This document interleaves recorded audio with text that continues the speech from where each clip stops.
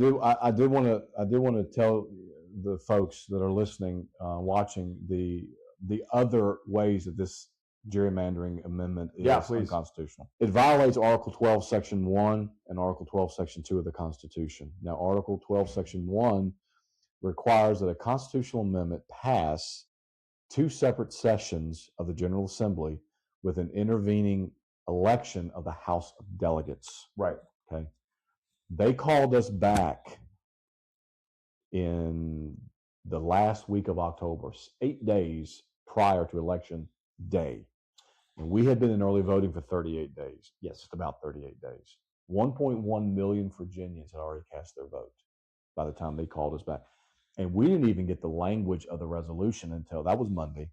We didn't even get the language of the resolution until Tuesday. So exactly 1 week to election day. The argument was made by then Attorney General Jason Murray. He said, listen, guys, we have been in the intervening election for 38 days. You Democrats are the ones that require 45 days of voting. We have been in voting for 38 days. You missed the window. The problem with that, and I didn't argue with Attorney General, he and I are friends, but the problem with that is I don't disagree with him.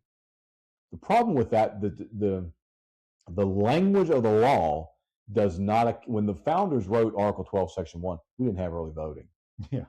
So technically, was it before the next election of the House of Delegates?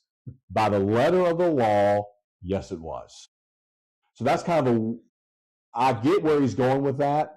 Yeah. But if you're going to go by the strict letter of the Constitution, they didn't violate that. Now, did they violate the spirit of the law? Yeah. Absolutely. Because in order for something to be constitutional, you got to follow the letter of the law and the spirit of the law. And I'll get to that in just a second. So that's Article 12, Section 1. Okay. Then they also violate Article 12, Section 2. That section requires that the amendments be submitted to the voters in a way that's prescribed by law. That is the process that uses the advancement of the amendment that they violated in Section 1. Then they violated it in Section 2. Because, like I said, you've got the letter of the law, then you've got the spirit of the law. And the founders of both our Commonwealth and our nation insisted that constitutional process must honor both the letter, which is the exact wording, and the spirit, which is the purpose behind those words.